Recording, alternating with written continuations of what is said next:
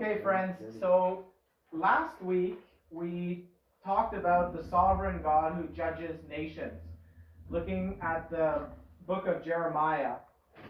And Jeremiah was the last major prophet who warned Israel to submit to Nebuchadnezzar of Babylon, and therefore God would spare their land. God's will was that they were to submit to the king of Babylon. The king Zedekiah rather, did not heed the word of the prophet, and lo and behold, the nation of Israel went into captivity for 70 years. But prophet Jeremiah prophesied that there would be a time of restoration for the nation of Israel. So today we're going to be looking at the God who restores nations. Last week we looked at the God who judges nations, but this week we look at the God who restores nations. And our scripture today are the book of Ezra, chapters 1 to 3. So while you look for Ezra, I will read the prophecy from Jeremiah, found in Jeremiah chapter 24, verse 11, by which Jeremiah prophesies that everything that was in the city that was near and dear to the Israelis would be burnt and destroyed. So the houses would be burnt, the temple would be burnt, the fertile fields would no longer produce crops, and the city was to be deserted. People were to be taken away as captive to Babylon. But in this prophecy, Jeremiah has a gracious word. The gracious word is that the exile will only last 70 years. And in fact, as we'll see from the book of Ezra, the 30-year return to Israel started 48 years after the sacking of Jerusalem. And so the prophecy was fulfilled over 30 years. There were 3 pilgrimages back to Israel from Babylon. And today we're going to look at the first one by the 48 years after 586 BC when the Babylon destroyed Jerusalem. And we're going to see the 2 leaders that God chose, Zerubbabel and Jeshua. But the first thing I want us to see is this prophecy here in Jeremiah 24:11. Jeremiah writes, "The whole land will be left in ruins, and it will be a shocking sight.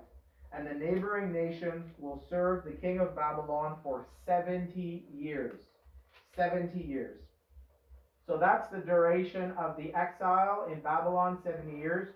For more reading on the exile in Babylon, you can read the book of Daniel.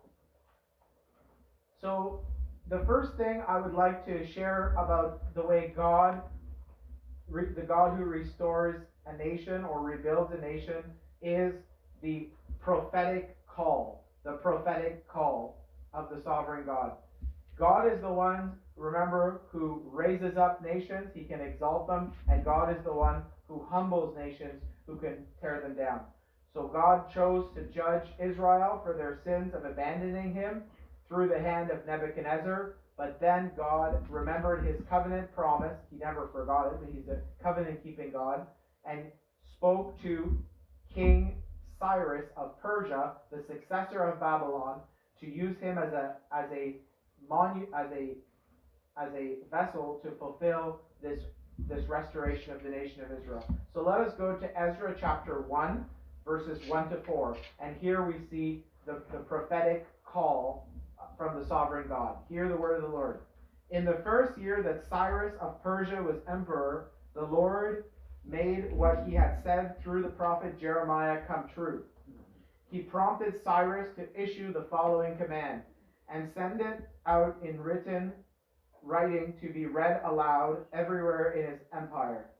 2. This is the command of Cyrus, emperor of Persia. The Lord, the God of heaven, has made me ruler over the whole world, and has given me the responsibility of building a temple for him in Jerusalem, in Judah. May God be with all of you who are his people. You are to go to Jerusalem and rebuild the temple of the Lord, the God of Israel, the God who is worshipped in Jerusalem.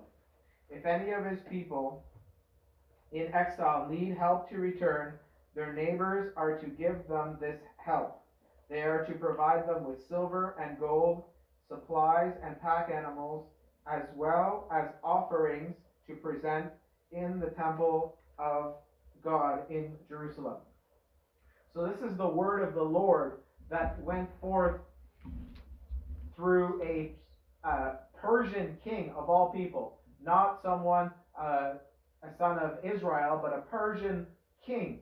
But God revealed himself to him, because although God revealed himself primarily to the nation of Israel, we see him throughout the scriptures revealing himself to non-Israelis, Gentiles, to show that God's grace extends beyond the people of Israel, that God's grace is enough for people of all nations. And so God, throughout the genealogy of King David, for example, we remember this in the book of Ruth, that she was a Moabitess, one of the enemies of Israel, and yet he used a Moabite.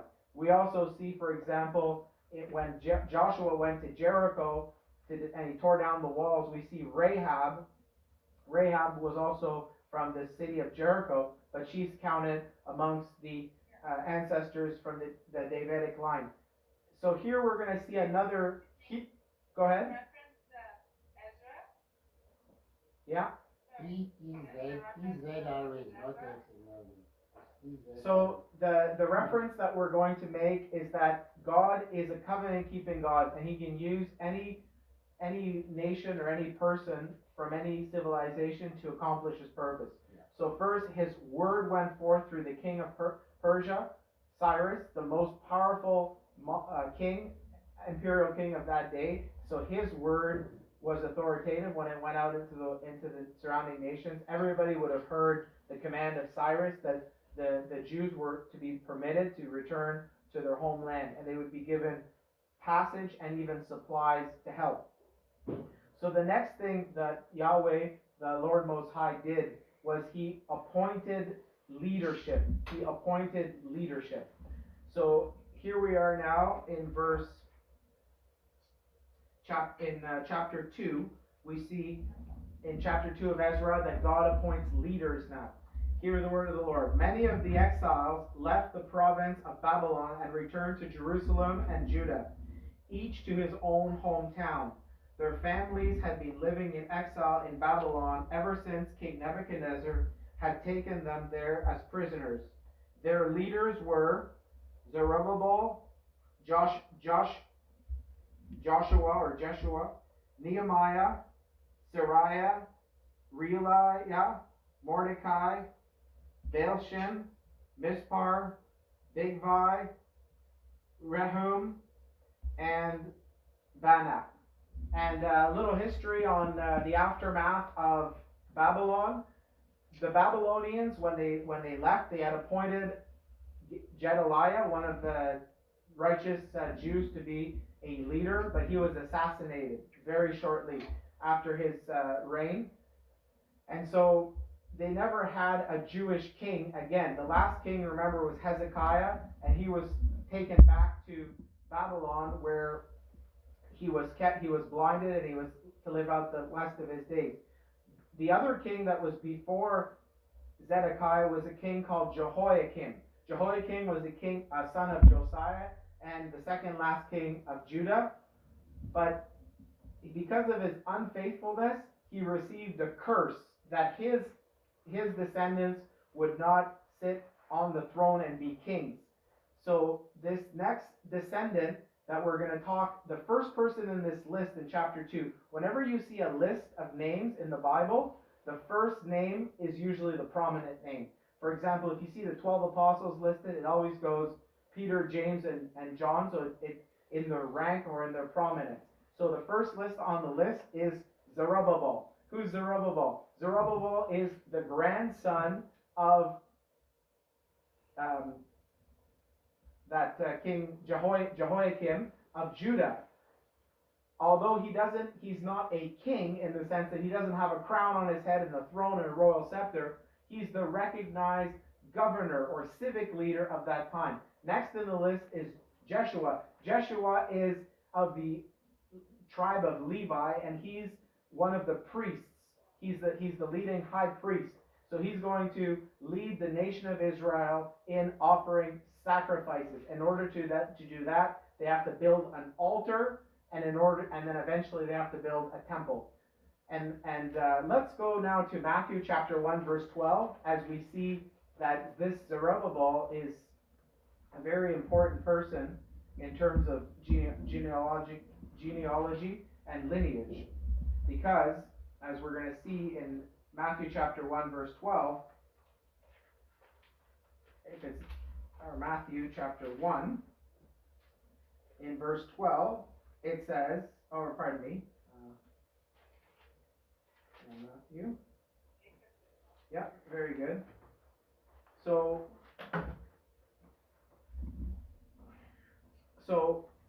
it's Matthew chapter 1 verse 12. From the time after the exile in Babylon to the birth of Jesus. Wow. You know where I'm going with this. The following ancestors are listed. Jehoiakim, he was given that curse. Shealtiel, Zerubbabel. So Zerubbabel is an ancestor of Jesus Christ the Messiah. He's of the royal line of David. Remember what God said to David? He says, through you, there's going to be kings, and I'm going to make a covenant with them. So you have this small group of Israelis going back to the promised land. There's about 50,000 of them in this first pilgrimage. That's a very small number of people compared to the surrounding nations. Their identity is basically eradicated, with the temple being burnt down, the homes and villages being turned down.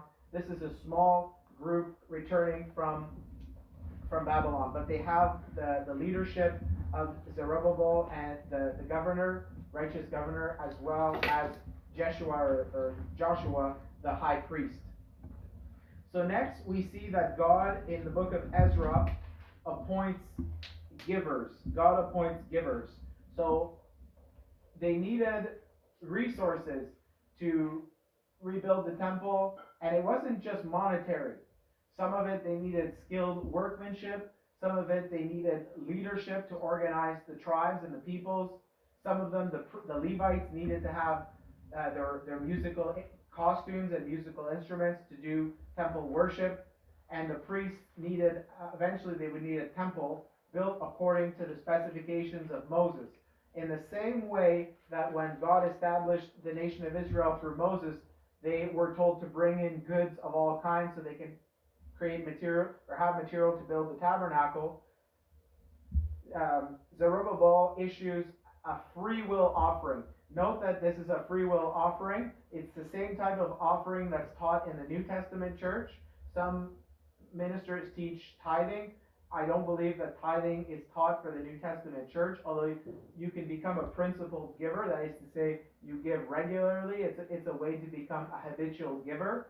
And we could do a whole other message on giving. But in this case, it was to be a free will offering. So it wasn't to be made under compulsion, but whoever who had, they could donate to this work of rebuilding their national identity. So let's look at this verse about giving. And I wish I had the reference here, but I know it's in chapter 3. So here we go. So in verse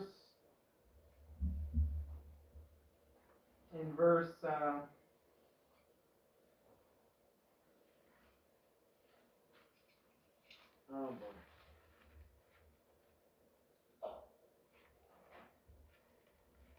So this is the givers. He said,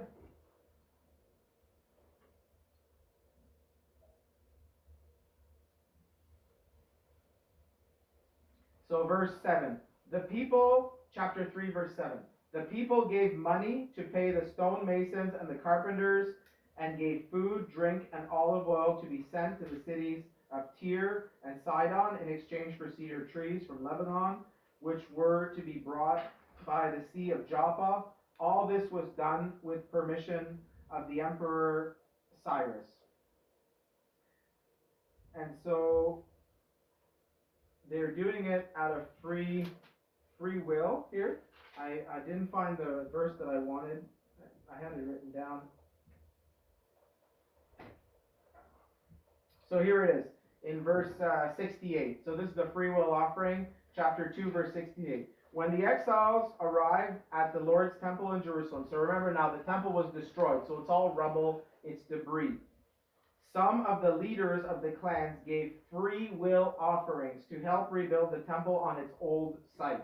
They gave as much as they could for this work, and the total came to 1,030 pounds of gold, 5,740 pounds of silver, and 100 robes for the priests.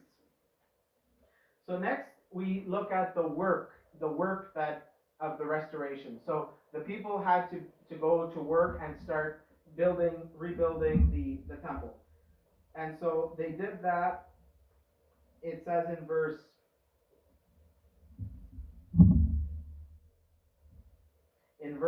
10,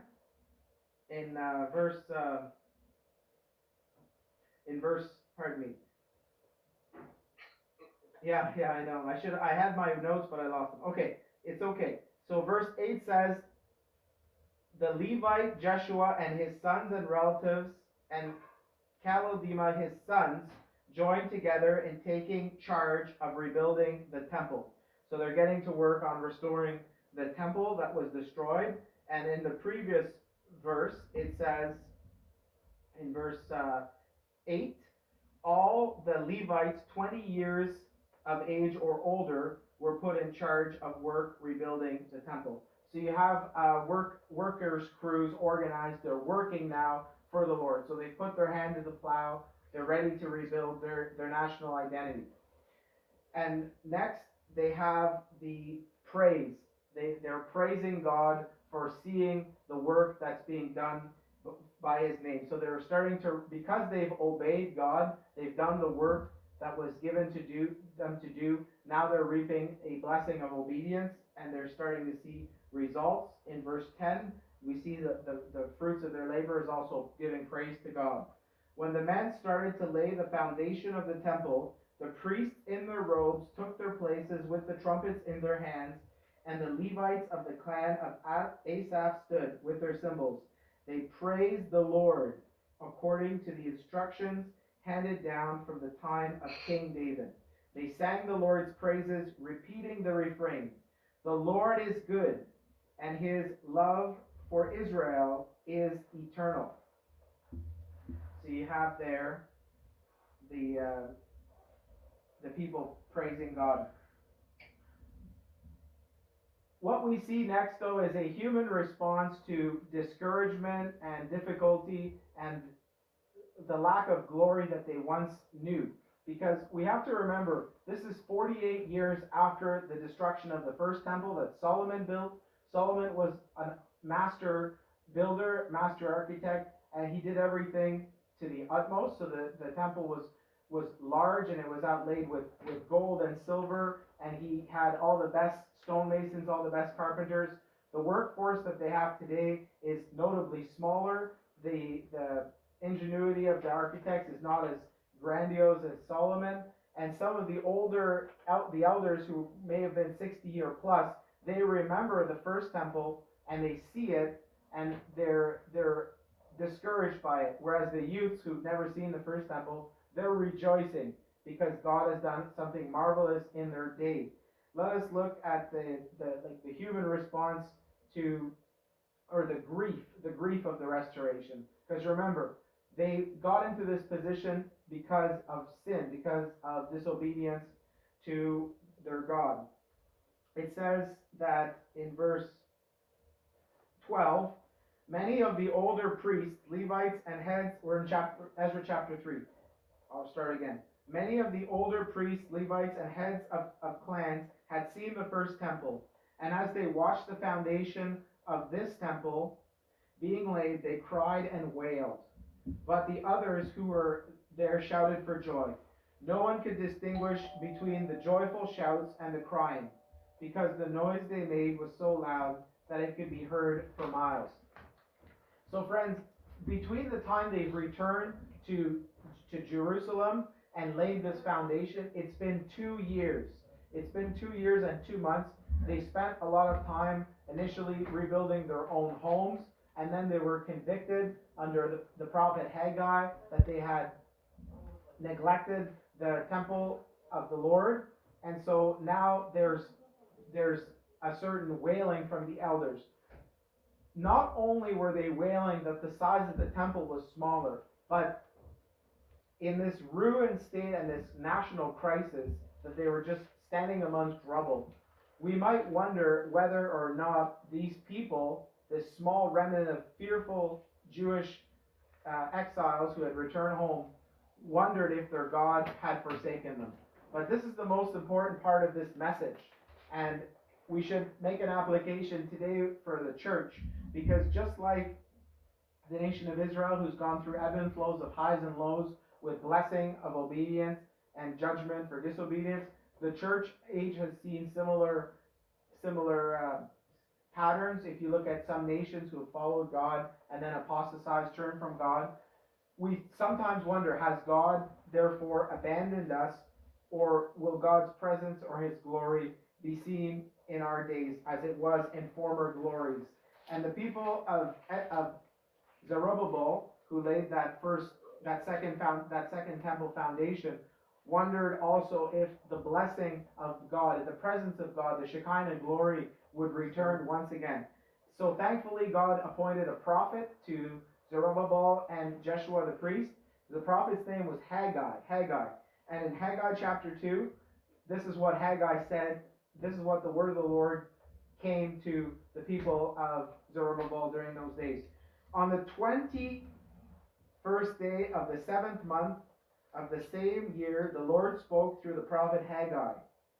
He told Haggai to speak to Zerubbabel, the governor of Judah, to Joshua the high priest, and to the people, and to say to them, "Is there anyone among you who can still remember how splendid the temple used to be? How does it look to you now?" Right? It must seem like nothing at all. Verse 4. But now, don't be discouraged, any of you. Do the work, for I am with you. I am with you. So the promise of God's presence was still with his people.